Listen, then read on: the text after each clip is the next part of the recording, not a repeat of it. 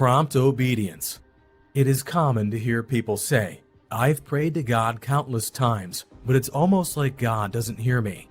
A lot of people that desire the manifestation of the supernatural sometimes fail to realize that God responds to our prayers, most times with an instruction of what we must do to see our desires come to pass.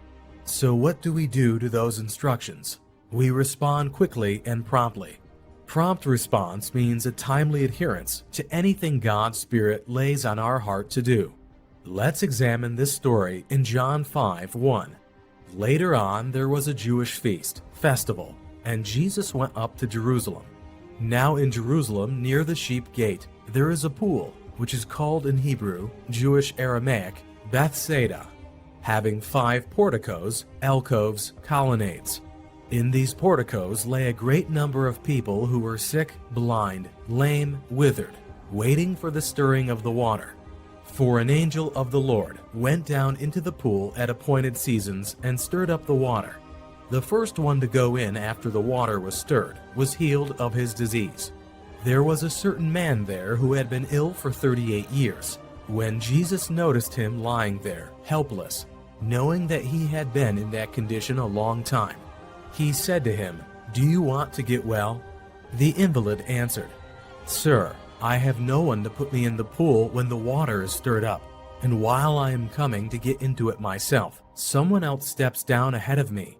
Jesus said to him, "Get up, pick up your pallet and walk."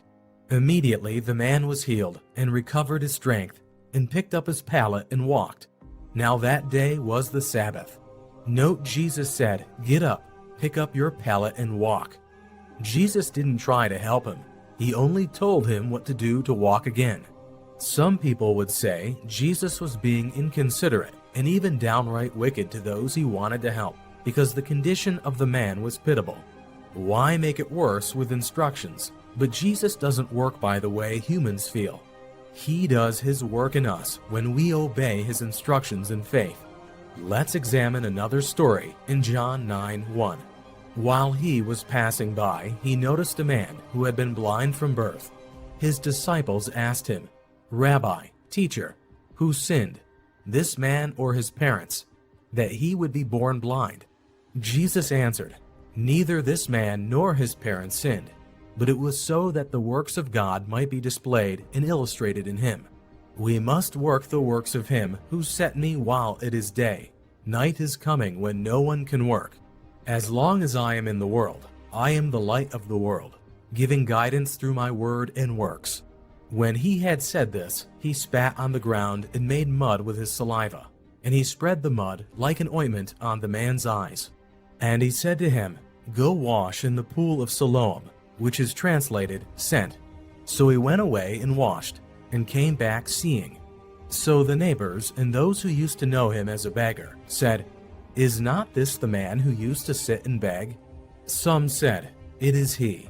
Still others said, "No, but he looks like him." But he kept saying, "I am the man." So they said to him, "How were your eyes opened?" He replied, "The man called Jesus made mud and smeared it on my eyes and told me, 'Go to Siloam and wash.' So I went and washed, and I received my sight." We see that Jesus also instructed the blind man to go to the pool called Siloam, to wash off the mud, which is a mixture of saliva and sand from his eyes. Another instruction to a man born blind. But Jesus, how will the blind man get to the pool, since you know that he can't see? Let's also examine what transpired in John 2:1. Even Jesus' mother knew that he would give them a responsibility to participate in the miracle he was about to perform. So she said, "What he tells you to do, do it." We have often created a false persona of Jesus in our minds, of a God that is a lot like Santa Claus or a magician. But from scriptures, we see that he desires even the seeming helpless amongst us to be responsible. He wants us to be people that are obedient to his instructions and respond promptly to faith. To see the supernatural, he desires our participation, obedience, faith, and response. We live in a society where people have a serious sense of entitlement to what others have and want to do nothing to have it. These days, it is normal to see people that do nothing but want everything. Prayer is communication between God and man. That means it goes two ways. We speak to God, and God speaks to us in return. After speaking to God, we must do our best to listen to what He will say to us in response to our prayers, because it is His response which we obey that changes happen. Even fasting and praying without obeying God are merely fruitless religious activities that will leave us in the same spot, making us wonder why God does not respond.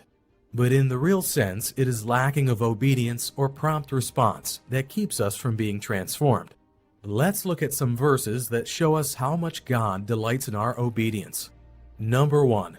Exodus 19:5 AMP says, "Now therefore, if you will in fact obey my voice and keep my covenant, agreement, then you shall be my own special possession and treasure from among all peoples of the world, for all the earth is mine." Number 2. Deuteronomy 28:1.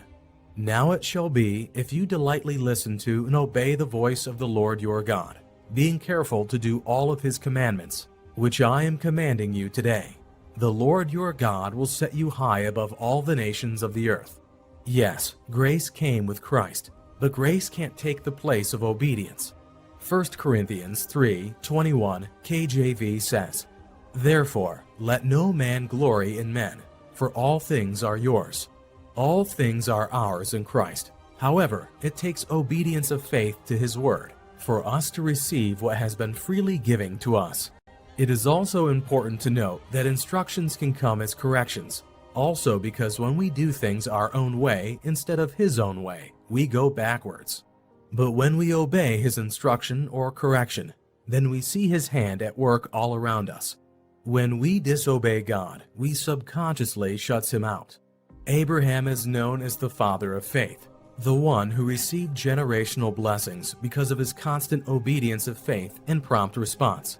Let's look at the different instructions that came to him and how he obeyed promptly every time. First instruction, Genesis 12:1. "Now in Haran, the Lord has said to Abram, Go away from your country, and from your relatives and from your father's house, to the land which I will show you, and I will make you a great nation, and I will bless you abundantly, and make your name great, exalted, distinguished. And you shall be a blessing, a source of great good to others. And I will bless, do good for, benefit those who bless you. And I will curse, that is, subject to my wrath and judgment, the one who curses, despises, dishonors, has contempt for you. And in you all the families, nations of the earth will be blessed." So Abram departed in faithful obedience, as the Lord had directed him, and Lot his nephew left with him. Abram was 75 years old when he left Haran. It must have been tough to just God depart from the life that he was used to, but he did and never regretted that step, because God only leads forward. Second instruction, Genesis 13:17. "Arise, walk around in the land, through its length and its width, for I will give it to you." Then Abram broke camp and moved his tent, and came and settled by the grove of the great terebinths, oak trees of Mamre, the Amorite, which are in Hebron. And there he built an altar to honor the Lord. Third instruction, Genesis 15 AMP. "And the Lord brought Abram outside his tent into the night, and said, Look now towards the heavens and count the stars, if you are able to count them. Then he said to him, So numerous shall your descendants be. Then Abram believed and affirmed, trusted, relied on, remained steadfast to the Lord. And he credited it to him as righteousness, doing right in regard to God and man. And he said to him, I am the same Lord who brought you out of Ur of the Chaldeans, to give you this land as an inheritance. But Abram said, Lord God, by what proof will I know that I will inherit it? So God said to him, Bring me a 3-year-old heifer, a 3-year-old female goat, a 3-year-old ram, a turtle dove, and a young pigeon. So Abram brought all these to him, and cut them down the middle, and laid each half opposite the other. But he did not cut the birds. The birds of prey swooped down on the carcasses, but Abram drove them away. Fourth instruction, Genesis 17. Further, God said to Abraham, "As for you, your part of the agreement, you shall keep and faithfully obey the terms of my covenant, you and your descendants after you throughout their generations. This is the sign of my covenant, which you shall keep and faithfully obey, between me and you and your descendants after you. Every male among you shall be circumcised, and you shall be circumcised in the flesh of your foreskins. And it shall be the sign, symbol, memorial of the covenant between me and you. Every male among you who is 8 days old shall be circumcised throughout your generations." Abraham took Ishmael his son, and all the servants who were born in his house, and all who were purchased with his money, every male among the men of Abraham's household, and circumcised the flesh of their foreskin the very same day, as God had said to him. So Abraham was 99 years old when he was circumcised. Fifth instruction. Genesis 22 AMP. Now after these things God tested the faith and commitment of Abraham, and said to him, "Abraham." And he answered, "Here I am." God said, "Take now your son, your only son of promise, whom you love, Isaac, and go to the region of Moriah, and offer him there as a burnt offering on one of the mountains of which I shall tell you." So Abraham got up early in the morning, saddled his donkey, and took 2 of his young men with him and his son Isaac. When they came to the place of which God had told him, Abraham built an altar there and arranged the wood, and bound Isaac his son and placed him on the altar, on top of the wood. But the angel of the Lord called to him from heaven and said, "Abraham, Abraham." He answered, "Here I am." The Lord said, "Do not reach out with the knife in your hand against the boy, and do nothing to harm him. For now I know that you fear God with reverence and profound respect, since you have not withheld from him me your son, your only son of promise." Then Abraham looked up and glanced around, and behold, behind him was a ram caught in a thicket by his horns. And Abraham went and took the ram and offered it up for a burnt offering, a sending sacrifice instead of his son. So Abraham named that place "The Lord Will Provide." And it is to this day, on the mountain of the Lord, it will be seen and provided. The angel of the Lord called to Abraham from heaven a second time and said, "By myself, on the basis of who I am, I have sworn an oath, declares the Lord, that since you have done this thing and have not withheld from me your son, your only son of promise, indeed I will greatly bless you, and I will greatly multiply your seed like the stars of the heaven and like the sand on the seashore. And your seed shall possess the gate of their enemies by conquering them.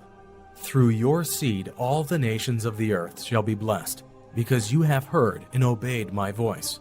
Most believers love the blessing that God put as a seal on Abraham, but we have also got to love his heart that obeyed constantly, because it was his consistent prompt obedience that brought him into God's sworn blessings.